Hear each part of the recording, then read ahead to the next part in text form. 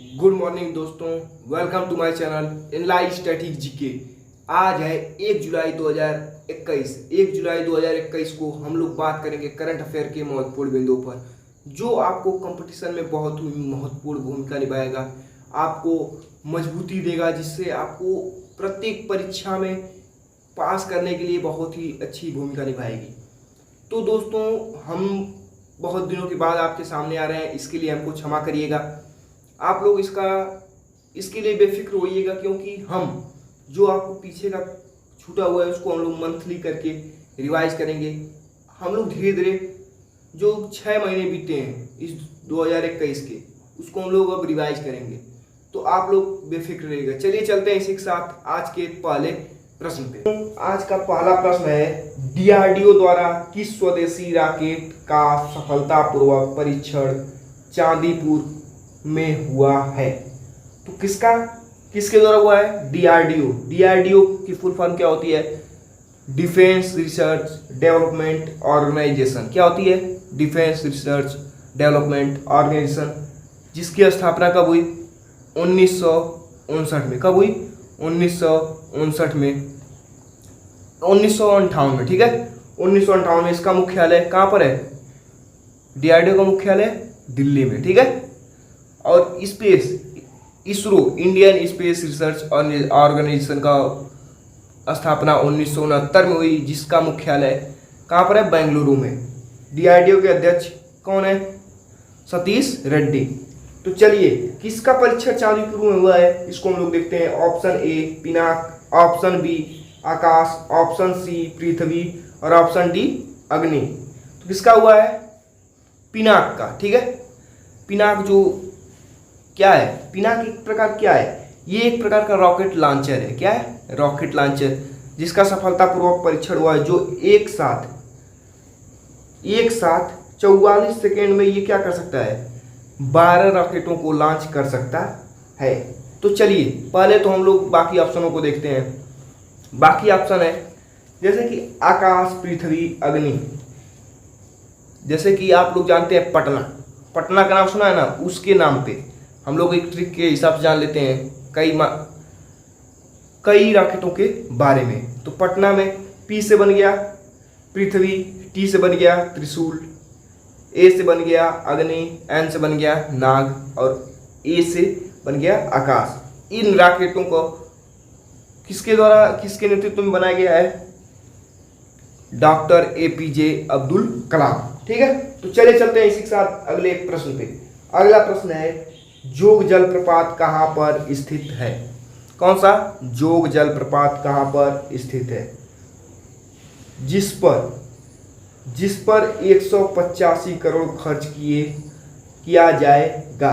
Option A Shimoga, option B Ladakh, option C Maharashtra और option D Madhya Pradesh. तो कहाँ पर स्थित है? ऑप्शन ए शिमोगा कर्नाटक में स्थित है, जिस पर क्या होगा? 185 करोड़ खर्च करके उसको और ही बेहतर बनाया जाएगा। तो लद्दाख आ चुका। तो आप लोग जानते हैं कि लद्दाख एक केंद्र शासित प्रदेश हो चुका है। किससे अलग होके? जम्मू कश्मीर से। तो चलिए दोस्तों, इसी के साथ चलते हैं अगले प्रश्न पे। अगला प्रश्न है, उत्तराखंड के किन नेशनल पार्कों को पूरे वर्ष खुले रहने का आदेश दिया गया है? Option A Hemis, option B Jim Corbett, option C Rajaji और ऑप्शन डी बी व सी दोनों। इसका सही कौन जाएगा? ऑप्शन डी बी व सी दोनों। जिम कॉर्बेट और राजाजी नेशनल पार्क को पूरे वर्ष खुले रहने का आदेश दिया गया है। इसमें होता क्या था? इसमें होता था कि जब बारिश के मौसम आते थे तो इसको बंद कर दिया जाता था, लेकिन इस बार अब उत्तराखंड की सरकार ने इसको खुला रहने का आदेश दे दिया है। तो हेमिस नेशनल पार्क कहाँ पर है? लद्दाख में, जो भारत का सबसे पुराना नेशनल पार्क है। तो चलिए दोस्तों, इसी के साथ चलते हैं अगले प्रश्न पे। इंडियन स्मार्ट सिटी अवार्ड 2020 को मध्य प्रदेश के किस शहर ने प्राप्त किया है? Option A Bhopal, option B Gwalior, option C A व बी दोनों और ऑप्शन डी इनमें नहीं। तो इसका सही कौन जाएगा? Option B Gwalior. ग्वालियर को इंडियन स्मार्ट सिटी अवार्ड 2020 दिया गया है। तो ये तो हो गया मध्य प्रदेश के किस शहर में? ग्वालियर को। ठीक है, तो भारत के किस राज्य को दिया गया है? दूसरा पॉइंट है उत्तर प्रदेश। किसको दिया गया है? उत्तर प्रदेश। दूसरे स्थान पे कौन है? मध्य प्रदेश। ठीक है, तो चलिए इसी के साथ हम लोग चलते हैं अगले पॉइंट पर। एस कामेश्वरम का निधन हो गया है। इनका संबंध है ऑप्शन ए दौड़, ऑप्शन बी गणतज्ञ, ऑप्शन सी कान नाक गला और ऑप्शन डी इनमें नहीं। तो इसका सही कौन जाएगा दोस्तों? इसका सही कौन जाएगा? इनका संबंध था कान नाक गला। ठीक है, तो ये तो हो गया इनके एस कामेश्वरम के बारे में। ये एक बहुत बढ़िया विशेषज्ञ थे किसके? कान नाक गला के। तो दौड़ मिल्खा सिंह जो फ्लाइंग सिख के नाम से जाने जाते थे, इनका भी देहांत हो चुका है। फ्लाइंग सिख के नाम से कौन जाने जाते थे? मिल्खा सिंह। इनका भी देहांत हो चुका है। तो दोस्तों चलते हैं इसी के साथ हम लोग अगले प्रश्न पे। अगला प्रश्न है कौन सा राज्य रेबीज मुक्त हुआ है? तो कौन सा राज्य हुआ है? Option A UP, option B Goa, option C Madhya Pradesh और ऑप्शन डी इनमें नहीं। तो इसका सही कौन जाएगा दोस्तों? Option B Goa. गोवा राज्य रेबीज मुक्त घोषित हो गया है। तो गोवा आ गया। तो गोवा के बारे में कुछ पॉइंट नोट कर लेते हैं। भारत का सबसे छोटा राज्य कौन सा है? गोवा। कौन है? गोवा है। और दूसरा हर घर जल योजना में हर घर जल योजना पूर्ति कराने वाला राज्य कौन सा है? गोवा है। ठीक है, तो बाकी ऑप्शनों को देखते हैं। ऑप्शन ए उत्तर प्रदेश। उत्तर प्रदेश में क्या है? सबसे ज़्यादा जनसंख्या, सबसे ज़्यादा लोकसभा सीट, सबसे ज़्यादा विधानसभा सीट, सबसे ज़्यादा राज्यसभा सीट। ठीक है, तो मध्य प्रदेश आया। तो मध्य प्रदेश से कौन अलग हुआ था? मध्य प्रदेश से कौन अलग हुआ था? उत्तराखंड, उत्तर प्रदेश से, बिहार से झारखंड और ये छत्तीसगढ़ आपसे अलग हुआ है मध्य प्रदेश। जब ये अलग नहीं हुआ था तब ये भारत का सबसे बड़ा राज्य था। तो इससे पहले पूछ देखिए प्रश्न में कि राजस्थान से पहले भारत का सबसे बड़ा राज्य कौन था? तो मध्य प्रदेश। तो ऑप्शन अगले प्रश्न पे हम लोग चलते हैं। अगला प्रश्न है एनटीपीसी द्वारा 2032 तक कितनी नवीकरणीय ऊर्जा स्थापित की जाएगी? किसके द्वारा? NTPC, national thermal programming corporation. ठीक है, तो इस कितना ऊर्जा स्थापित की जाएगी? Option A 20 gigawatt, option B 40 gigawatt, option C 60 gigawatt और ऑप्शन डी इनमें नहीं। इसका सही कौन जाएगा?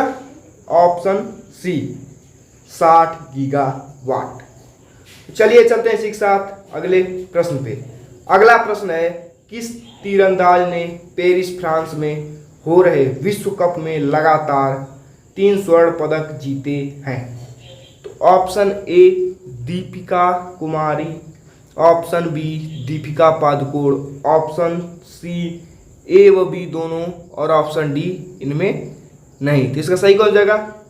Option B Deepika Padukone, option A Deepika Kumari ने कौन सा तीरंदाजी में जो पेरिस में हो रहा है इसमें क्या जीता है? एक ही दिन में 3 गोल्ड मेडल जीता है। तो इससे पूर्व हम लोग जानते थे हिमा दास ने 8 गोल्ड मेडल जीता था। किसमें? दौड़ में। ठीक है, जिनको उड़न परी के नाम से जाना जाता है। तो चलिए दीपिका पादुकोण को क्या मिला था? Crystal award. तो अगले प्रश्न पे दोस्तों चलिए चलते हैं। अगला प्रश्न है किस देश की अंतरिक्ष एजेंसी द्वारा अंतरिक्ष में पहले दिव्यांग को भेजा जाएगा? क्या है? कौन से देश का अंतरिक्ष एजेंसी जिसके द्वारा कहाँ पर अंतरिक्ष में पहले विकलांग को भेजा जाएगा, अर्थात दिव्यांग जो है उनको भेजा जाएगा। Option A DRDO, option B NASA, option C JAXA और ऑप्शन डी यूरोप अंतरिक्ष एजेंसी। तो किसके द्वारा भेजा जाएगा? यूरोप अंतरिक्ष एजेंसी, इसके द्वारा भेजा जाएगा। कहाँ, किसको भेजा जाएगा? दिव्यांग व्यक्ति को। तो नासा, ये नासा कहाँ की स्पेस एजेंसी है? अमेरिका की। जाक्सा, जाक्सा कहाँ की है? जापान की, ठीक है। और DRDO भारत की रक्षा अनुसंधान संस्था है। और भारत की स्पेस एजेंसी कौन सी है? इसरो, ठीक है। तो चलिए दोस्तों, इसी के साथ चलते हैं आज के आखिरी प्रश्न पे। आखिरी प्रश्न है, राष्ट्रीय सांख्यिकी दिवस कब मनाते हैं? Option A 29 June, option B 1 June, option C 5 June और ऑप्शन डी 6 जून। तो कब मनाते हैं? ऑप्शन ए 29 जून को। तो बाकी ऑप्शनों को देखते हैं। 1 जून को क्या मनाते हैं दोस्तों? मिल्क दिवस। ऑप्शन सी 5 जून को विश्व पर्यावरण दिवस। ऑप्शन सी 6 जून को क्या मनाते हैं? विश्व खाद्य दिवस। तो चलिए, हम लोग का दोस्तों आज का करंट अफेयर का शो यहीं पे समाप्त होता है। अगर आप लोगों ने हमारा चैनल सब्सक्राइब नहीं किया है तो सब्सक्राइब कर लीजिएगा, लाइक करिएगा, कमेंट करिएगा, ज़्यादा से ज़्यादा शेयर करिएगा। दोस्तों, आप लोग को एक ही चैनल पर आपको सारे विषयों की जानकारी मिलेगी। हमने आपके लिए अब जैसे कि आपको धीरे धीरे प्रत्येक विषय को अब सब्जेक्ट वाइज मिलना शुरू हो जाएगा। तो चलिए, इसी के साथ जय हिंद, जय भारत।